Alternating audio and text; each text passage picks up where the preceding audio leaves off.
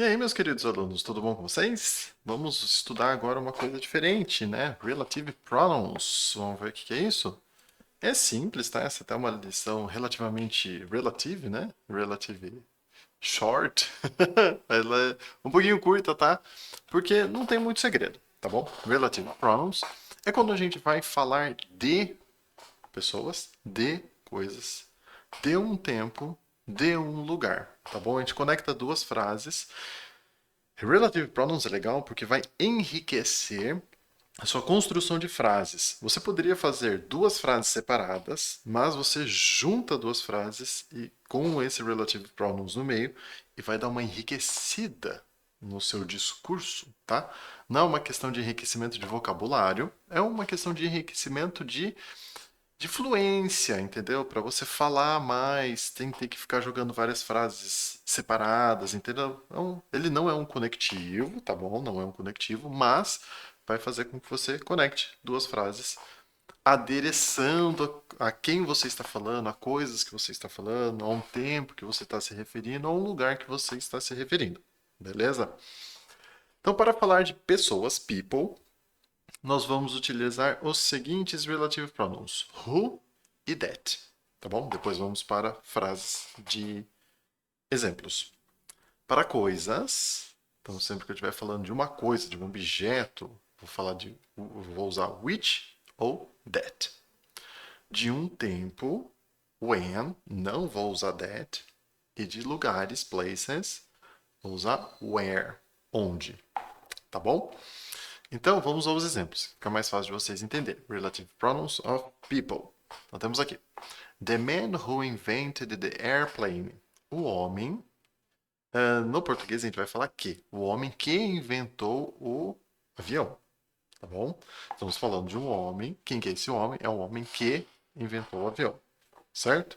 Ele poderia usar do tipo assim, para falar daquela pessoa, do tipo, quem que é? Ah, is the girl who is seated next to my friend. É a garota que está sentada do lado do meu amigo, tá? Então serve para especificar quem é, para endereçar quem é, para dar uma característica de quem eu estou falando, tá bom? E nisso posso usar who ou posso usar that, quando eu estiver falando de uma pessoa, certo? Vamos para o próximo exemplo. Things, coisas. The book which I lost. Ou the book that I lost. Então, o livro que eu perdi. Tá bom? No português a gente vai falar que eu perdi, certo? No inglês posso usar tanto which quanto that. O livro que eu perdi, para falar de alguma coisa. Aí nós temos agora time. Quando para falar de tempo, de um tempo, entendeu? Aqui eu coloquei uma frase bacana. Do you remember the day when we met? Você lembra do dia de quando nós nos conhecemos?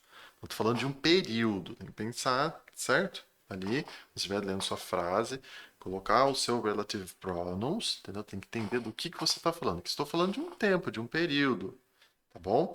Não é só quando começa a frase, porque a gente conhece o when para fazer uma pergunta, né? Do tipo, when were you born? Quando você nasceu? Aí ela é uma WH question. Aqui é um relative pronoun, porque está conectando duas frases. Tá bom? Tudo bem? Qualquer coisa, procura mais exercícios na internet.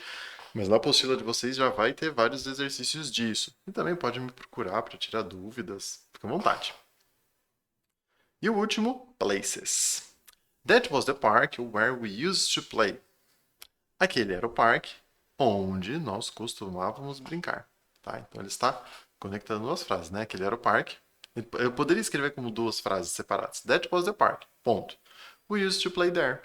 Nós costumávamos jogar lá. Mas eu fui lá e conectei duas frases. That was the park where we used to play. Tudo bem? Então são todos esses os relative pronouns. Está aí na tela. Estudem. Qualquer dúvida, é só mandar uma mensagem. Estou à disposição de todos vocês. Espero ter ajudado.